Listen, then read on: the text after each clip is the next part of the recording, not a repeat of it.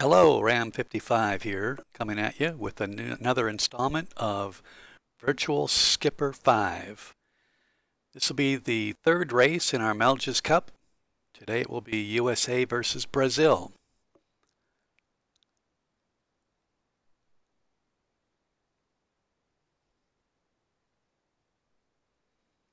And this is showing the capabilities of each of the boats. It's ranking the hull, spinnaker, sails, and crew, and you can see that the United States has a distinct advantage across the board, so we should be able to do pretty well against the Brazilian boat. Here's the weather report. It's sunny. The wind is out of the west at force 7, and remember, as we talked about last time, force 7 is pretty strong winds, and that is the equivalent of high wind described as a moderate gale or a near gale with wind speeds between 31 and 38 miles per hour or 28 and 33 knots. Now at the beginning of the game, both boats are deposited on the course side of the start-finish line. The start-finish line is defined by the committee boat, which is that green catamaran, and a green marker. And we have basically got to be on the starting side by 2 minutes. Now we've gotten there pretty easily, and we're just maneuvering now to get into an advantageous position before the start of the race. So you can see the committee boat there, and in the distance you can see the green marker. That line connecting those two is the starting line. So now we're just maneuvering our boat to get the best start possible against our opponents. A lot of times with sailboat racing, it's the pre-start maneuvering that really determines who does well in the race. The start is pretty much everything. You know, there can be changes in boat position based on how well you sail, whether you have a faster boat, whether you're a better skipper, your sails are better, wind shifts can play a factor, but the biggest single factor in sailboat racing is how well you start. You want to be in a real good position close to the starting line, but not across it when the starting gun goes, and preferably on the starboard tack, because the starboard tack has right of way over boats on the port tack. If you choose to start on the port tack and everybody else is on starboard, unless you're well ahead of them, you have to stay out of their way. So it's a distinct advantage to be on the starboard tack. Now you can see the Brazilian boat maneuvering in front of us. He's on a starboard tack now. I'm on a port tack. You can see that his boat is red. I've got to stay out of his way. So I'm going to dip below him here. If I didn't give him right of way, which he deserved because the tack he was on, I can get a foul and have to do a 360-degree turn. So I dipped below him. He sailed past, no conflict. I respected the fact that he had the right of way. And we're coming up now on 30 seconds before the start. My favorite tactic is to sail a little bit beyond the committee boat and then turn up on the starboard tack toward the line and getting ready to start. Now you can see the Brazilian boat is pretty far off the line, so we should be able to beat him. We got about 5 seconds before the start of the race. We want to get up close to the starting line but not cross it. And there's the starting cannon, and the race is on, and we've already got a pretty sizable lead over our opponent. Now every sailboat race, the first leg is always to windward.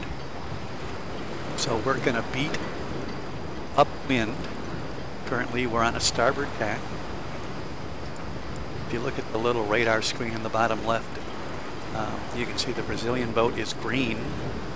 He is on a port tack. That means he has to stay out of our way. We have green light against him. I'm watching that green arrow, which is wind speed, and you can see it just shifted a little bit to the left. It means we were headed. The wind backed. That made switching tacks a little bit more favorable. So now I am over on the port tack. That wind shift allows me to sail a little bit closer to the next mark on this heading than I was going the other way. So now both the Brazilian boat and I are both on a port tack. I think doing pretty good. We had a pretty good sizable lead on him at the starting line.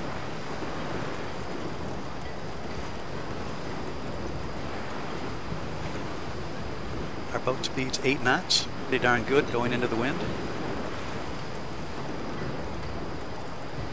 You can see on the very bottom right of that data on the bottom, the AWA, that's the apparent wind angle, and it's right now minus 32 degrees. That would be representative of the green arrow on the compass. About 30 degrees is about as close to the wind as you can sail. You can get a little bit above that, but you lose boat speed and efficiency when you do that. So about 30 degrees is a good trim of sail. And now that we've gone to the starboard tack, you can see that that wind angle is now 30 degrees. So if it's to the left of the nose, it's negative numbers. If it's to the right of the nose, it's positive numbers. So now I'm tacking back onto port tack. Tacked a little bit early. I couldn't catch the mark, so I got to go a little bit further in this direction. Once I think I can get to that mark, I'm going to tack back here onto the port tack, and once again, skipper error, tacked a little bit too early. It's going to be real close. I'm pointing right at the mark, and what I'm going to do here is let my speed build up, use that momentum to kind of coast up into the wind, kind of zoom up into the wind, and that will allow me to round the mark. So that maneuver worked out pretty well. So we're rounding the mark. You can see the next mark for us in the distance there by that orange arrow. And that's pretty much dead downwind, so we're going to hoist the spinnaker. And now this boat is going to absolutely fly. Wind speed's picking up 23 knots. You would think, well, why don't you just point directly at that mark since it's downwind? Well, we certainly could. But actually, the fastest point of sail is this reach right here. It's called a beam reach, or a broad reach, and is not coming from directly behind the boat, but slightly off to the angle. And the boat actually sails a little bit faster than that. You can look at the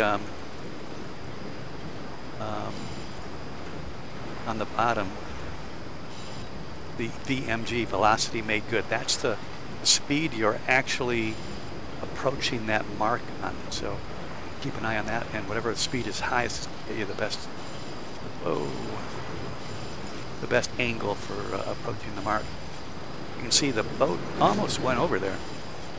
The winds are really howling today. They're almost 30 knots, and because of the wind angle and whatnot, that spinnaker was just too much sail. So that's coming down. We put the jib up. What had happened there was called a broach. Obviously the front of the boat's pointed and it kind of rounds back on either side from the bow of the boat toward the back.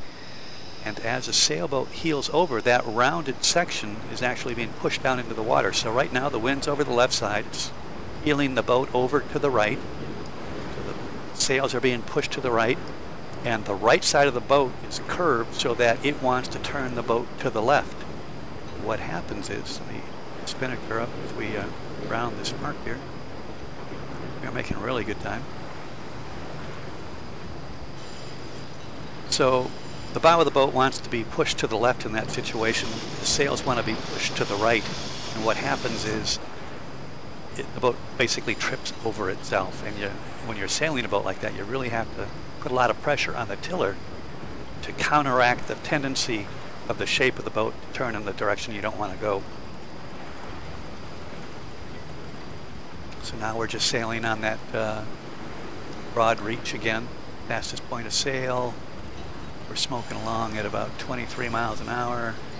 We can fetch that mark now. Things are going pretty good. Whoa! Another near broach, another near broach. I don't know if you can capsize these boats in this game or not. I don't think you can, but I'm not sure.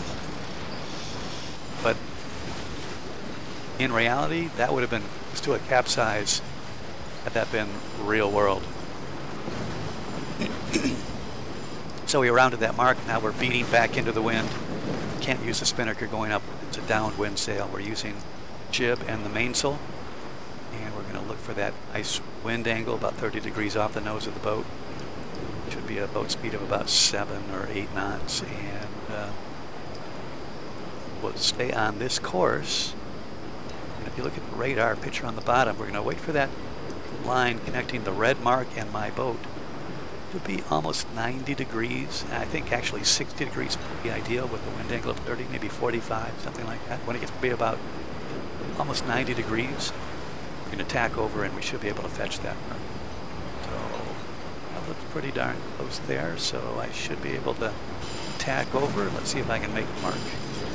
And I can. Probably sailed a little bit longer than I needed to on that heading, but we can easily reach the mark on this heading. Even if the wind shifts, we're in good shape. Once again, my opponents are sailing a different course. You can see them there out in the distance.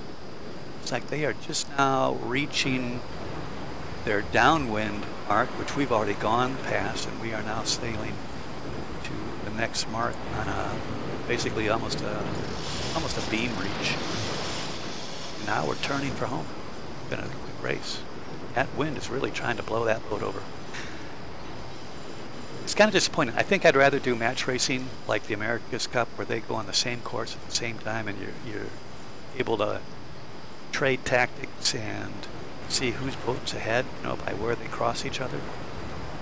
By having the opponent's boat sail a different course, which may be equal, maybe it's not, I don't know, based on the wind speeds and the wind directions and the wind shifts, you really have no idea how you're doing. So I would rather be on the same course. The other thing about this game, as much as I love it, I think it's great, the tactics on the other skippers aren't the greatest. They're not real good at starting. They're way off the line. They start frequently on port tack, all the things that are tactical errors in sailboat racing. So there's some things that can be improved, but I think if you take that into consideration, it's still a really cool experience. So now we are just flying towards the finish line and trying to maintain control of my boat here, and holy cow, I am out of control. The boat is going back and forth, and it's everything I can do to try to control it. In reality, I would probably be upside down, or I'd have crew in the water right now. The wind is just too strong at some 36, 37 knots, so taking that spinner down, jib up, center control again, and we are almost ready to finish here. All right, we have won that race. So France, United States, New Zealand, Switzerland, and Spain and Italy have won their matches in round 3.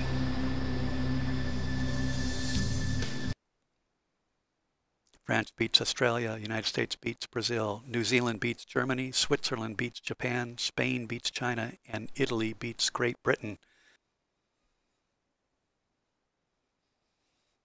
And the standings after 3 rounds out of 11 in the Melges Cup, Spain and France are undefeated. The United States is tied for 3rd with 4 other boats with 2 wins and a loss. Japan and China are 1 win and 2 losses, and Brazil, Great Britain, and Germany are looking for their first win. Anyways, that's it from here. Thanks for watching. We'll be back with round 4 soon. We'll see you out on the water. This is Ram 55. If you like what you see, give me a like. If you'd like to subscribe, would appreciate it. Leave your comments. Like to hear what you have to say.